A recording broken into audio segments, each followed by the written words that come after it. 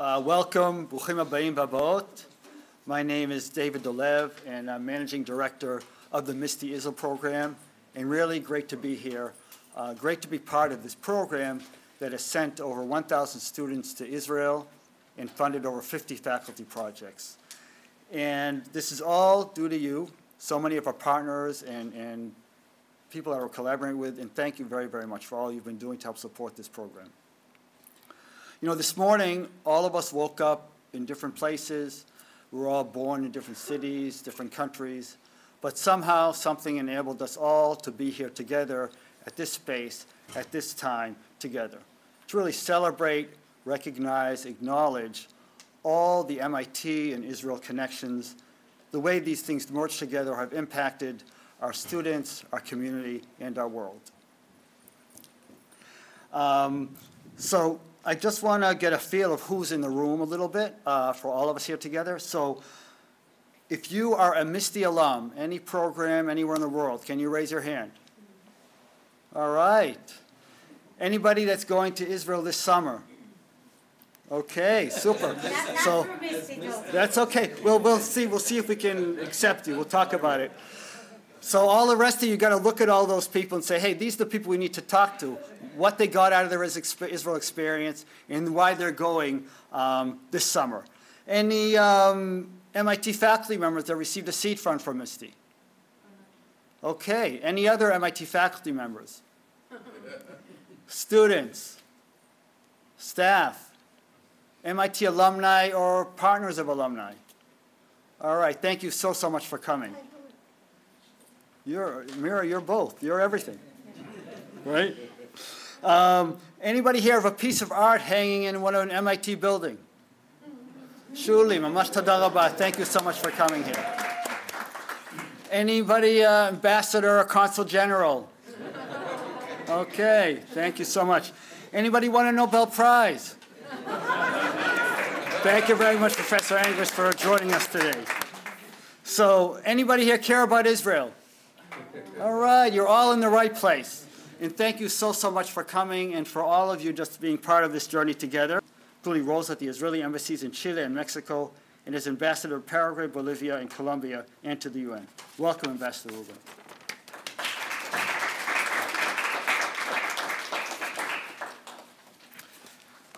Thank you very much. Shalom and good afternoon to everyone.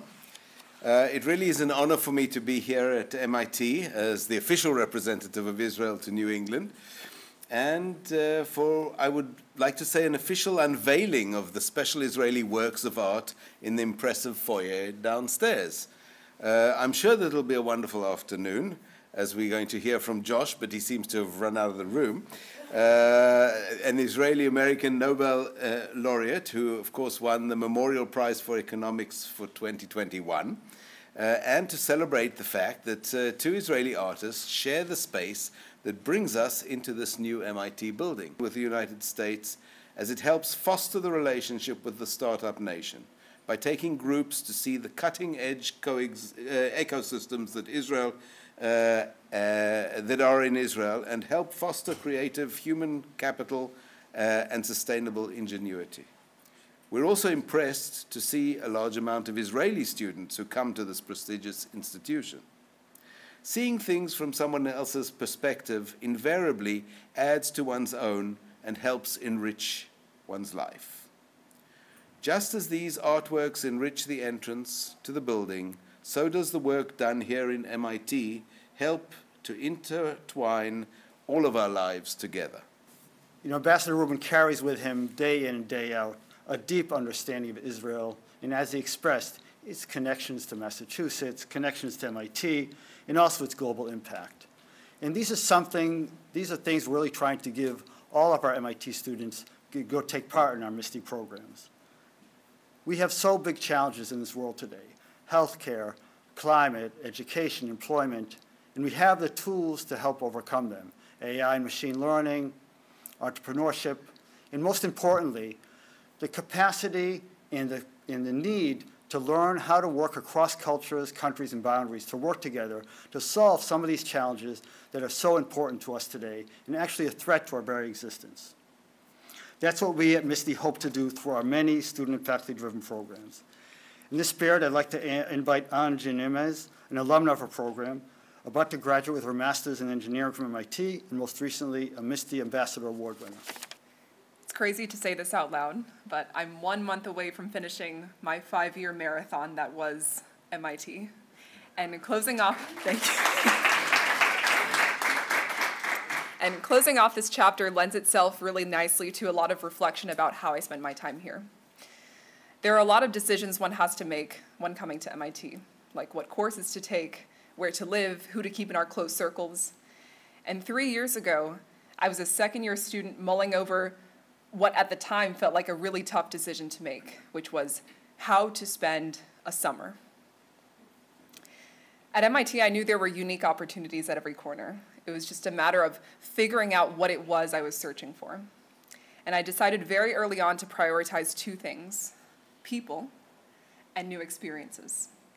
And so when I first heard about MISTI Israel, I was immediately interested in this idea of experiencing a new region firsthand, not only by exploring and living in the area as one would when they travel to a new place, but also by working and collaborating with locals on science and engineering projects, both at universities and in companies. The year before, through MISTI's Global Teaching Labs program, I had already the opportunity to visit Israel's neighbor, Jordan, by teaching science and engineering classes for high school students, and I was curious to explore the Israeli side of the region. So the summer after my second year, I was off to Israel for 10 weeks with over 50 other MIT students. I worked at a company called Broadman 17, and it's a startup right in the heart of Tel Aviv, and they use deep learning and computer vision technologies to create software-based solutions for automated driving. This is the team here. But I actually like this image better because it shows who the real MVP of the team was. Broadman 17 is known for their lightweight computer vision technologies that can be implemented into any central processing unit to complement whatever systems already exist in the car. I had the chance to work with their software engineering team on 2 projects. The first was developing code to run their detection models on hundreds of hours of videos to improve their vehicle and lane detection algorithms. And the second was performing a variability analysis on their newly purchased dataset. But my experience at Broadman 17 was far beyond just the technical. I gained not only a better knowledge of Linux commands, but also exposure to this vibrant and active startup environment that is quite popular in Tel Aviv, and also the kind of space I can see myself thriving in the future. I also walked away feeling inspired by the team's drive and their camaraderie, and perhaps most importantly, their trust in me, who at the time I was a 20-year-old with a little less than 1 year of formal programming experience. And in fact, one of the most standout experiences or moments during my time at the startup happened on the first day, just moments after arriving. I remember I walked in very nervous. I was sweaty. It was super hot that summer. And I sat down with the CEO, Amir. One of the first things he told me was, the most important thing for you this summer is that you learn. And that has really stuck with me since then, because when you take the pressure off producing and performing perfectly, it allowed me to take initiative in asking for help, to be honest and vulnerable with the team, and to try and fail many times over. And this perspective guided not only how I approached my time at the internship, but also how I've approached MIT. But it's experiences like that, in combination with learning from a team of incredibly intelligent engineers, but also in combination with hiking the Masada before sunrise, or walking along the Tel Aviv beach at sunset. It's those experiences in combination with floating in the Dead Sea on weekends. It was only up from there. Meandering through the streets of Jerusalem, hiking the Mitzpeh Ramon crater in the Negev desert. It's expanding my taste palette time and time and time again.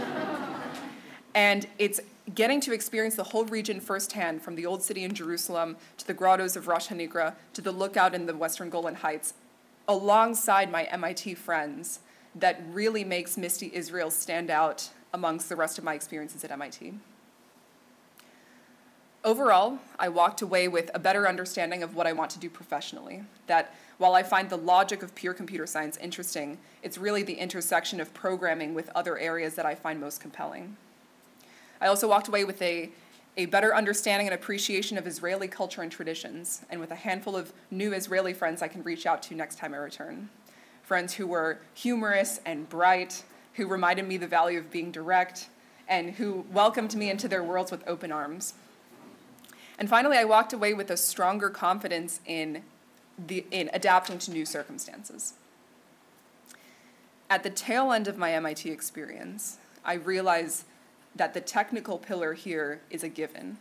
It's in our academics, in our research, by nature of the STEM-oriented undergraduate student body.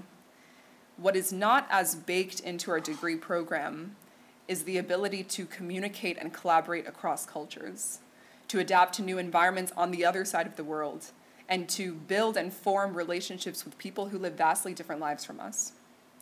And MISTI is a program that complements our technical pillar by supporting the pillars of leadership and communication and collaboration at a global scale, which I believe are equally as important as our technical strengths. Thank you. Wow, it's just, for me as somebody, I work at this program, so I can't be too objective, but it's incredible to hear, one of our MIT students she's about to graduate, in what she has been able to take with her from her academic and cultural experience in Israel. And this is really what we wish and aim for all of our students. How to give them that deep understanding of cultures and how to articulate it, right? I mean, incredible to others and to really bring people together. And that's what we're really trying to do at MISTI. We have our programs where students are doing internships in companies and labs in Israel, like Ann did, and students that teach in high schools, like Nancy here, that she taught also many years ago in our, I think, first year of our global teaching lab programs. We fund faculty projects between MIT faculty and Israeli faculty. We have several awardees here with us. And we also fund some 4-credit classes, like the Sloan Israel Lab, the Urban Industrial Design class at School of Architecture and Planning, and a lot of different other programs. In this coming year, we aim to continue to build on these programs and to diversify and move forward. We're going to be launching 2 new programs this year. One, Accelerate Israel at MIT, an MIT grant that will promote and enable students to launch Israel activities and bring more students to Israel, and also graduate student-driven grants, which will enable MIT graduate students to move forward on the research in Israel. So in the spirit of moving forward and beyond what is expected of us, and to make the MIT-Israel connection, I would like to invite Mira Angrist, an MIT community member in multiple ways and deeply Israel-anchored, to introduce our keynote speaker. B'kasha, Mira. So, Erev Tov, good evening. It's already evening. I'm delighted to introduce Josh Angrist, who happens to be my partner for the last 27 years, and the father of our 2 children, Noam and Adi. Noam is here. Noam himself graduated from MIT. And most recently, the proud Saba, grandfather of Bela and Shai. Josh started, but then dropped out of Hebrew University, not for nothing. He became an Oleh Chadash, a new immigrant, in March 1983, a newly minted Israeli citizen. Shortly thereafter, he was drafted. By then, we were a couple. I was seduced by Josh's enthusiasm for Israel and his willingness to live comfortable life in America for a risky and challenging adventure. Along with good buddy from high school who was similarly inclined, Josh sought a place in an elite paratrooper brigade. This he obtained through the enterprising spirit that Josh had since become famous for in his econometrics. Because Josh had been deemed unqualified for elite combat service by virtue of excessive myopia, he fixed this problem by convincing the Argentinian-born army medic who'd been tasked with reevaluating his eyesight to look the other way so he could memorize the eye chart. And that's how he was drafted to be a paratrooper. From this anecdote, you can see that econometric is one of a few domains in which my dear husband has been enterprising and, if I may so, a little pushy in the time-honored Israel tradition. So without further ado, I'm happy to let Josh give his keynote speech. The question is, are our alumni successful because they went to MIT? On the first day of my econometrics class, most of my students would likely say yes. And MIT education is surely the key to a lifetime of success. After all, why else would they have worked so hard to come here? But on the last day of my class, and that's MIT 1432 for those thinking of taking it, I think or hope that their answers will change. So what sounds like an obvious conclusion is in fact likely to be wrong. The belief that highly selective schools like MIT are the key to success is an illusion of sorts. And my colleagues and I even have a name for this. We call it the elite illusion. So I'm going to tell you a little bit about that, but first some background. I've spent my career untangling messy cause and effect questions like that, many related to education and careers. My domain as a labor economist and applied econometrician covers questions like, would you have earned more if you'd waited a little longer to start your family? Would you have learned more if you'd gone to an elementary school or a high school with smaller classes? Would you or your children have seen more career success if you'd enrolled at a more selective school? These questions are hard to answer because they force us to imagine what would have been in an alternate reality where we make different choices. The idea of alternate realities is very deep. It has a poetic angle. I expressed it to my students nicely through Robert Frost's poem. I'm sure you know it, The Road Not Taken. Two roads diverged in a wood, and I took the road less traveled by, and that has made all the difference. So for Frost, it's a question of whether taking one road and not another makes all the difference. So there it is, two roads. That's the way I represent it. And actually, these are the outcomes. We usually write that in econometrics, y1i, and we write that as y0i. And a grasshopper is my metaphor for a student. So for my students, I confront them with the question of, is it really important that they went to MIT? That's their y1. What's their y0? What's the alternative story? The alternative story is they're driven, bright people who are likely to succeed whether they enroll at MIT or not. And perhaps they could have saved a little money and gone to a less selective or maybe a public school and had similar outcomes. So that's what I want them to think about. We all wonder about questions like this, questions of what might have been had we taken a different path. But the other road sort of seems mysterious, but it's not as mysterious as you might think. You can't usually say what lies at the end of the road not taken for a particular individual, but you can often map what would have been for groups of people, and you don't need time travel to do that. The road not taken is revealed through something just as cool as time travel, econometrics. I think it's cool. And it's Nobel Prize worthy. So there's the Nobel Prize in question.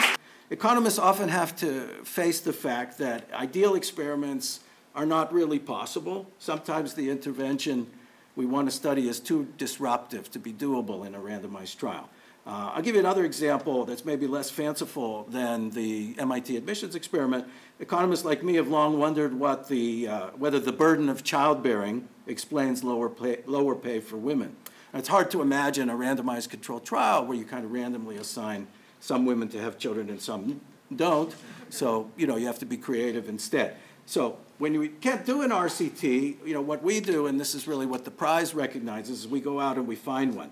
It might sound fanciful. Randomized trials are highly engineered. Where would you find a randomized trial naturally? Well, as it turns out, natural experiments happen all around us. You just have to know where to look. And one of my first natural experiments, in fact, was found in Israel, in the Israeli educational system. This is a project I did with Hebrew University colleague Victor Levy in the 1990s.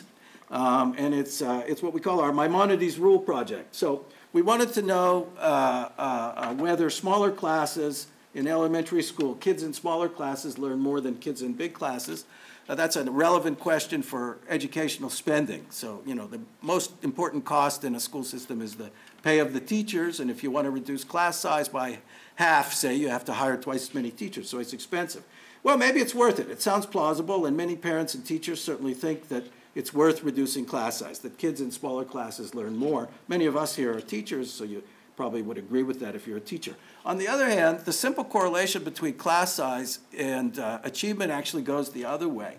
So kids in big classes tend to have higher test scores. And that's true in Israel, but it's also true pretty much everywhere. Kids in bigger classes tend to have higher test scores. And that might be the right answer. There might be something good about having big classes, but it might also reflect the fact that the classes aren't really randomly assigned. Kids in bigger classes, those tend to be more densely populated, higher income areas. That's very true in Israel. Small classes are in the peripheral communities, the more rural communities, big classes in the big cities like Tel Aviv. And then you have also the angle, which is very important in the United States, that the small classes tend to be where the special needs kids are, and so they have lower test scores.